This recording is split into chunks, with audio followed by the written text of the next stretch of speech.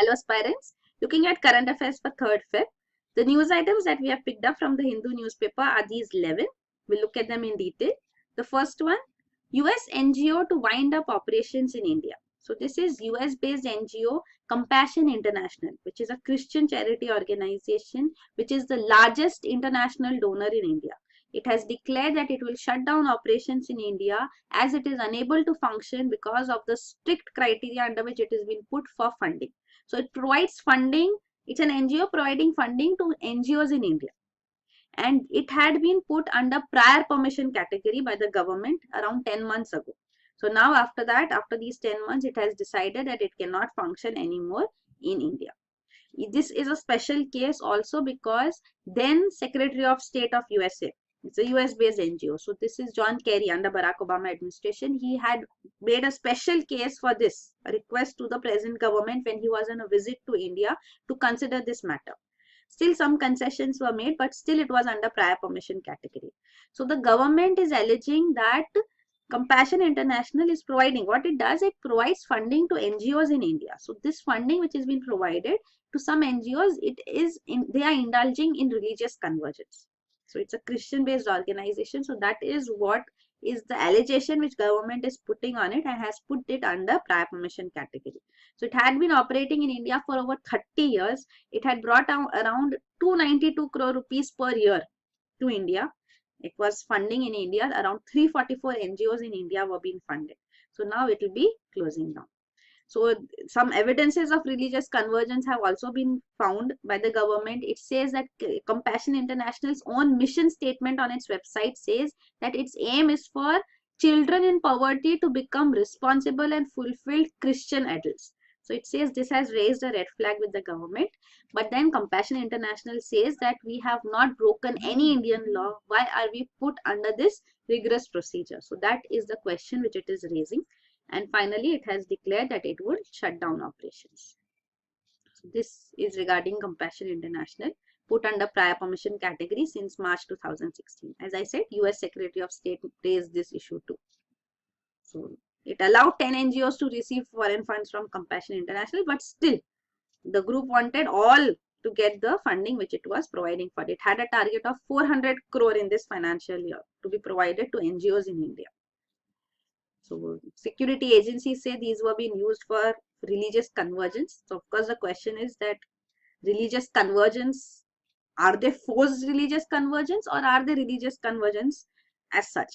So why would it not be allowed? And which law of the country does it break? So that is the question. You have right to freedom of religion rather in the country. So anyway, now the next news item is budget a major disappointment for SCs, STs.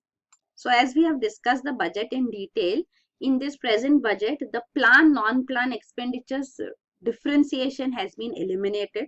So both have been merged together. So within the plan expenditure, there are two specific plans, sub-plans rather. That is, one is scheduled caste sub-plan and the scheduled tribe sub-plan. So of course, they also end.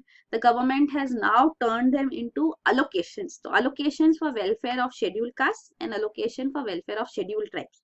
So this is what has been announced in the present budget, but then they have been expected to follow the Jadhav guidelines about how much allocation should be done as against the former allocations which were done. So these Jadhav guidelines were provided, in which it was recommended that the total budget expenditure, the way it was in scheduled caste sub plan, so approximately now, as a reference to that, how much should it be under this allocations too. So what it was recommended has not come forth. Almost 50% of it has not come forth, means it has been slashed down to 50% for scheduled caste, scheduled tribes. You can see allocations, it should have been 98,847 crore for SCs, but what has come forth is only 52,000. So this is approximately 50% down. Even STs, 49,000 should have come forth, only 31,000 crore something has been received. So that is what we see, that scheduled caste, scheduled tribes have been shortchanged, and also the schemes which were there. A critical scheme, it says rehabilitation of bonded laborers. So this bulk of these bonded laborers were SCs and STs. So this scheme has been scrapped presently. That is highlighted by these scheduled caste and scheduled tribes activists. plus also National Scheduled Caste Finance Development Corporation, the funding which was provided has been severely slashed. The rehabilitation scheme for manual scavengers, even funding for this has been reduced. Even the Dalit Adivasi women, the allocation for them has also gone down when allocation happens under gender budget categorization. So here too it is seen allocation has gone down. So also other demands of these activists are that even 12,000 crore backlog which is there, which is due for the scholarships to Dalits and Adivasi students, that should also come forth. So SC/ST are not happy with the budget is what comes forth here. The next article is the triple agenda budget 2017. So apart from the budgeting process, two important aspects which the budget tried to accomplish and is appreciated in this article are fiscal consolidation and responding to the international headwinds too, plus also the demonetization consequences. So here, first of all, regarding fiscal consolidation, it says that this is required for macroeconomic stability. So for this, adherence to fiscal consolidation path is important. Even this fiscal consolidation we have discussed in detail in the budget. So it is regarding the FRBM Act of 2003 and the fiscal deficit, revenue deficit. We have detailed coverage of that. What does it each of them mean, and what was there in 2003, what the new FRBM policy would be, and what the budget tried to do. So that's what it is reiterated. A little of it is mentioned here again, that with respect to fiscal deficit, what was recommended was 3% should be the fiscal deficit target, but 5% leeway was provided. But the present budget has been declared that it would stick to 3.2% fiscal deficit target. So that is not taking full advantage of the entire leeway provided. So that is appreciated. Plus what was recommended, that India's debt to GDP ratio should be 60%. So this 60% would mean 40% of the central government and 20% of the state government. So presently it is 70%, which is very high compared to other emerging markets as such. So that is why we need to work on this aspect. So that is highlighted. Then next, regarding demonetization consequences, it says that stimulus given to, and in terms of the regulatory framework, ease of doing business, enhanced public outlay, even for the small and medium enterprises, the corporate tax rate was reduced to 25%. So that is appreciated. The next news item is custom law reform seeks flyers records. So the provision which has been proposed in the finance bill of 2017. So remember, in budget we have discussed budget comprised of two bills, appropriation bill and finance bill. So finance bill is regarding how finances would come in and various provisions also which it plans out for.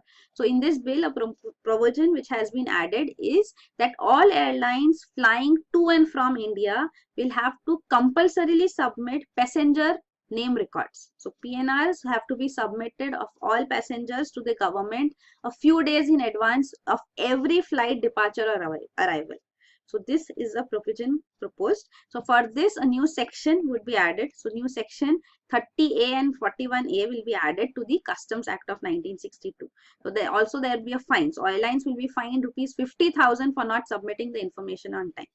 So it has been made compulsory now. Passenger name record information has to be submitted to the customs authority.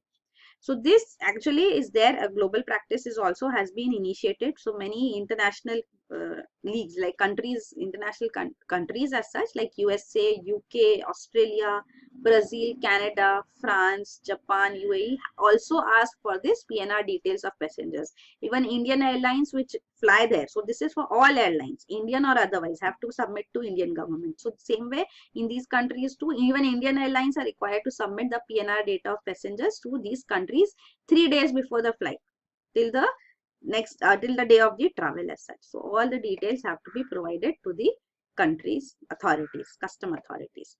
So this is there.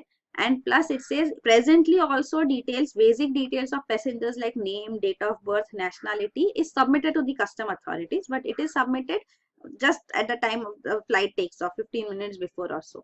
So this presently it would be made that much in advance, and complete record has to be submitted. So this will be the changes coming forth. So even global airline body, ITA as it is called, International Air Transport Association, has also asked the government to hold consultation with the airlines and follow UN's International Civil Aviation Organization standards and guidelines on this PNR data which it will demand.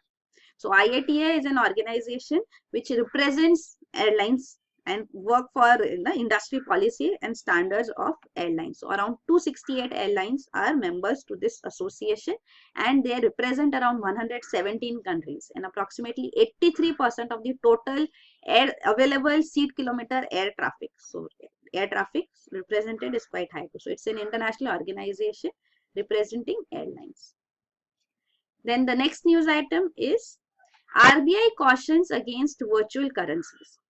So RBI has issued such cautions earlier too. Again, it has stated that users, holders and traders of virtual currencies, including bitcoins, should understand the security risks, the financial and legal risks involved in this. It says that no license authority has been given to any company, any entity to operate such schemes or deal with bitcoins or any other virtual currency. So this has been clearly stated by RBI. So you should understand first what are these virtual currencies, and there is no regulation on that, so they are not allowed as such to operate as in the country. So that is being highlighted. So what are virtual currencies? These are digital representations of value. So they can be digitally traded and function as a medium of exchange. So what this generally happens is, but virtual currency, you should remember, is different from e-money. So money wallet which you have, so that is your actual money which you are putting into a particular company, and that in that company's wallet, like various online shopping sites which you have a wallet and you put in your money in that. So that is different. What these virtual currencies are, that they are not representing any financial authority which has, it's not a legal tender which they represent. So virtual currencies are generated on the online. So there's a complete framework how they are generated, and they are traded in it. And there are various organizations, companies, or locations where these are accepted. So these can be brought, of course, then they have a monetary value. So once they have a monetary value, they can be brought with your currency as well, to your any country's currency as such. So these trading is also possible in them, but their generation is not as a legal tender. So that is the basis of these virtual currencies, including bitcoins, which has become the most prominent of these virtual currencies. So they are called cryptocurrencies, means technology is used to generate them. Cryptography is used to generate them. So there is a one unique code which is generated based on which this currency gets its value. So one unit can be generated. So that's something called data mining. So these miners create bitcoins by using computers to solve mathematical functions. So then all of them try to generate the next bitcoin. So there's a race to generate the bitcoin. The one who generates it gets it. There's a complete international log, a universal log which is commonly maintained of this bitcoin. So it is known to everyone that this bitcoin has now been generated, and then the next bitcoins race begins.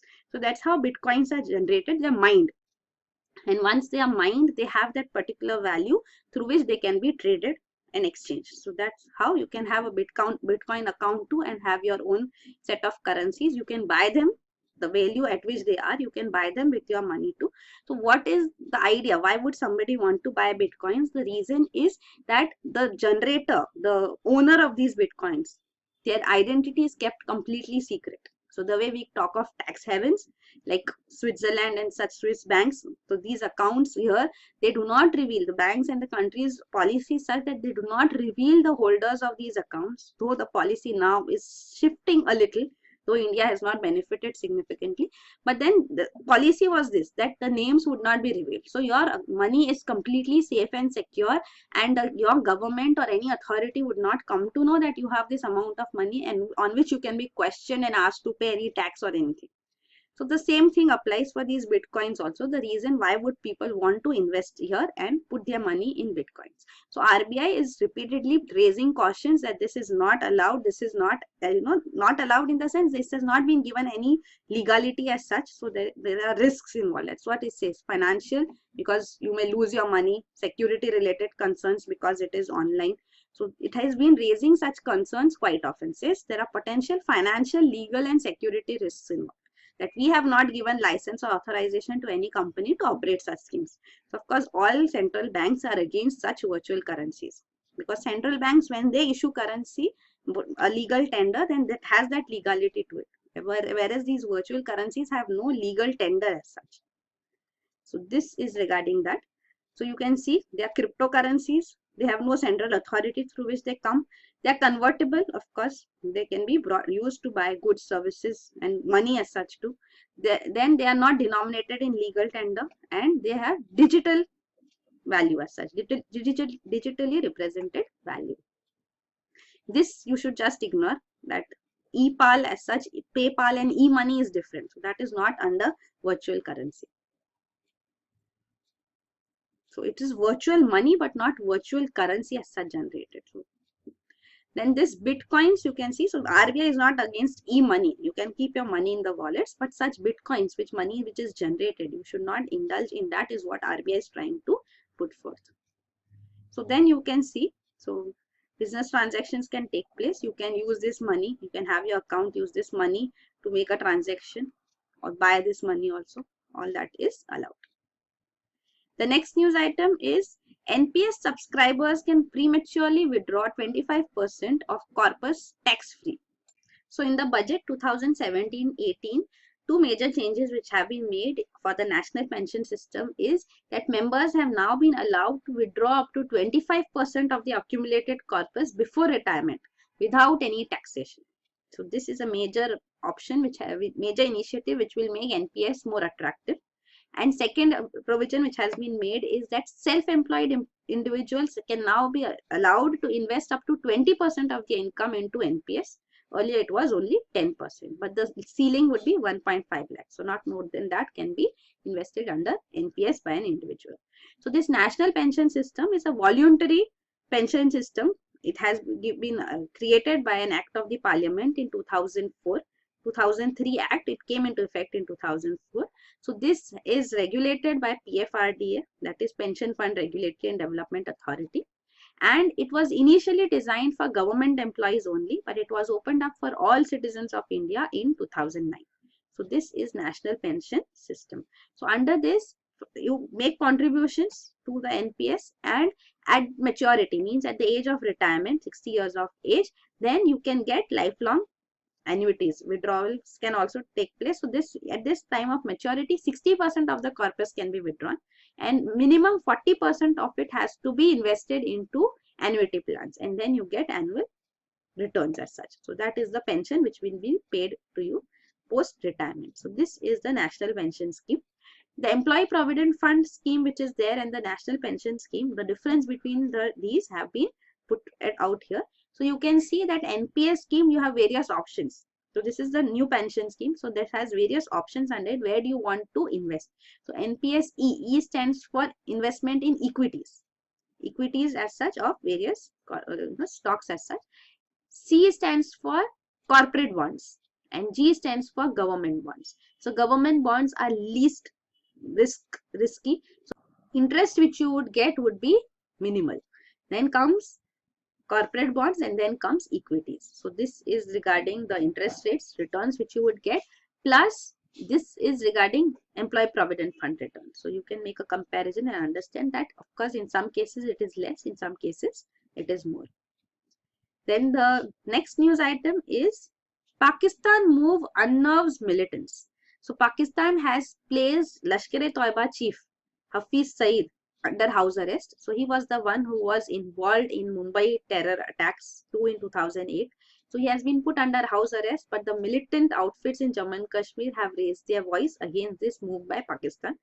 China has also been, it has been said in Pakistani media that it was China which put pressure on Pakistan to act against this Hafiz Saeed too, plus even Maulana Masood Azhar, who is wanted in the Pathankot Airbase attack too. So he is involved in that. So actions need to be taken against these two individuals, and Pakistan is being pressurized by China is what the Pakistani media says. But of course against Hafiz Saeed action has been taken. He is under house arrest. The next news item is Donald Trump puts Iran on notice. So USA under Donald Trump has put Iran on notice for conducting a ballistic missile test that it describes as violation of UN resolutions. So this is a action which has been taken, but then the Iran nuclear deal, that is Joint Comprehensive Plan of Action. So JCPOA JCPOA. So this JCPOA has been signed amongst Iran and various international powers, including USA. And Donald Trump has been speaking against this, that the Iran deal which has been signed will be ended by USA, but other countries have been raising their voice that this is not a bilateral deal which can be ended. So presently too, Trump administration says that all the obligations which Iran has under this joint plan of action, that would continue, but US is putting it under notice as well. So this actions are being taken against Iran by USA. So Iran's obligations under nuclear deal would stay intact, as I said, but even as US considers new punitive measures because it conducted a ballistic missile test. So these are the points of agreement under this joint comprehensive plan of action. So Iran is committed to reduce its enrichment, has to be halted, neutralizing its stockpile which it has of uranium. So all these initiatives have to be taken by Iran, so that the embargo which was there on Iran by USA and other powers will be lifted. So that was the reason why this deal was signed. So Iran committed to these so that the embargo could be lifted.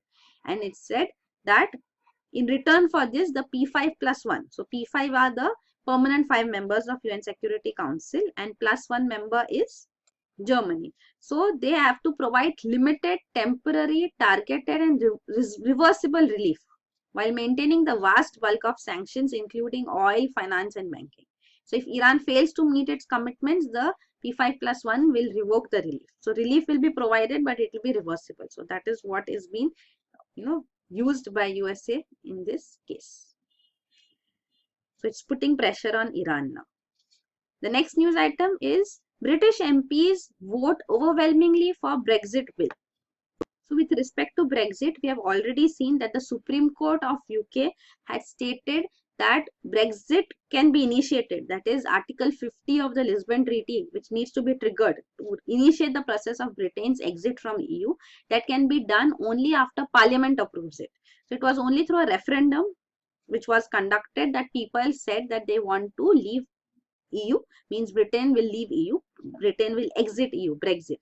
So this has been approved in the referendum. So it has no legal sanctity. So there is a need for Parliament to approve it. So of course this process would have anyway taken place, but then presently the Supreme Court ruling said that first that should take place, then the initiation of this Article 50 triggering should start.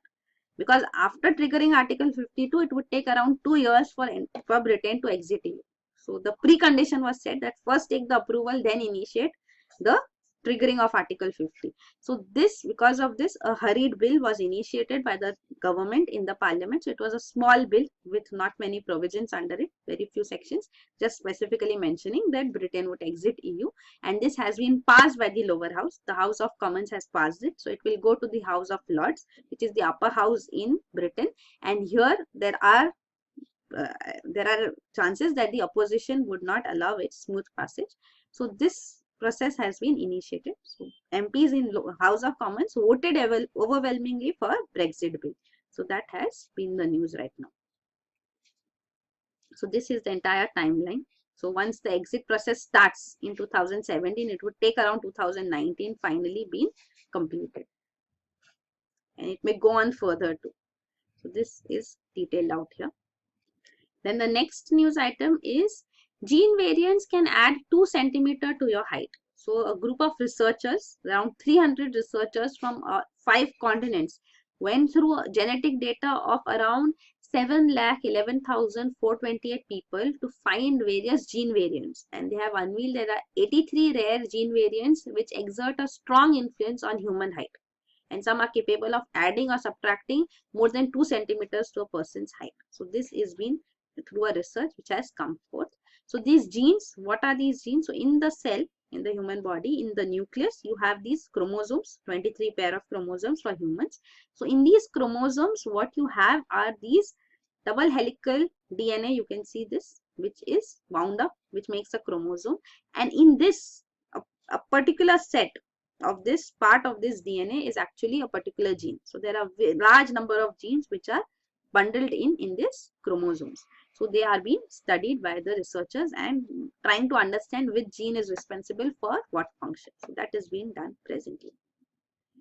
Then the next and the last news item is Bird lovers to help scientists uncover secrets behind evolution of beaks. So there's an international team of researchers who are investigating a particular trait of birds. This is the shape of the bird's bills, the beaks. And there are more than 2000 species of birds which are being analyzed. And in this, bird lovers are helping the scientists to uncover the secrets of behind the evolution of beaks. So the theory of evolution which Charles Darwin put forth. In this theory, what he stated was he was a Britisher who had visited Galapagos Island, which is in South America, belongs to Ecuador. So here he had visited and studied various organisms and animals here and compared them with animals, same species found elsewhere too, and how these species have evolved. So he proposed that evolution takes place through natural and sexual selection. So natural selection, which means that animals, organisms evolve. So this theory of evolution of Charles Darwin, he also talks of something called adaptive radiation. So we'll see what is adaptive radiation too. So this is in Galapagos Island. As some examples given are that he observed unusual life forms on these small islands here. So there were giant tortoises, giant iguanas. So when he returned to England, he compared these organisms to organisms which are found elsewhere too in the world. So he said he found how there were similarities and differences in them. So how are there similarities and differences too? So this means they have been evolved. They are different means they have evolved. They are not the same species, but they have similarities too. So means showing that evolution does take place. So they have evolved some traits. So that's why they are different from the rest. So this theory of evolution which he brought forth is significant. This is Galapagos Island, which belongs to Ecuador in South America. So Darwin's differences which he observed like variations in physical traits. So Galapagos tortoise, he says they live in areas with tall plants. So that is why they had long necks and long legs. Then Galapagos tortoise who lived in low plants, they had short necks and short legs. Then Galapagos finches or Darwin's finches as they are also called. So these are birds. So they live in areas with hard-shelled nuts have strong beaks.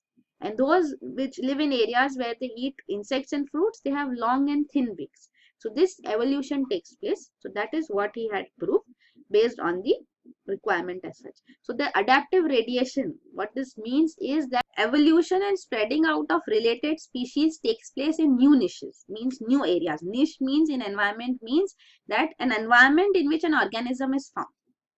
So it is adaptively responding to that environment. So a niche is a particular environmental region. So they are found in different niches. So in how they spread over and they evolve in those regions. So radiation means spreading over. So adaptively they radiate. So that is what is being mentioned, discussed by Charles Darwin. So there is generalized adaptive radiation too. So that is like humans. We have adapted and radiated all over. So that is Homo sapiens. Specialized adaptive radiations are there where their species adapt and radiate in a narrow range of niches. So in some particular environments only that they evolve. So this adaptive radiation of birds and how their beaks have evolved, this is being studied because what Charles Darwin also stated with respect to adaptive radiation was that there is a fast burst of evolution which takes place and then there is a slowdown. So this was described by him, but then the international scientists are trying to uphold and they have said that adaptive radiation theory is upheld, though evolution does not slow down globally, but theory of adaptive radiation does hold true. So that is what is being done through this study of the evolution of beaks of birds, which these researchers have undertaken now and upheld the theory of radiation. So this was there. So this idea of fast and slow pattern of evolution on a global scale was never found. So that's why researchers continue to look into this paradox about how this fast evolution and then slow evolution take place. So that was what this team of researchers were looking into, but they upheld the theory of adaptive radiation and fast evolution does take place, but slowing down was not found by them on a global scale. So this is regarding evolution as such. So these were the news items for 3rd Feb. Thank you.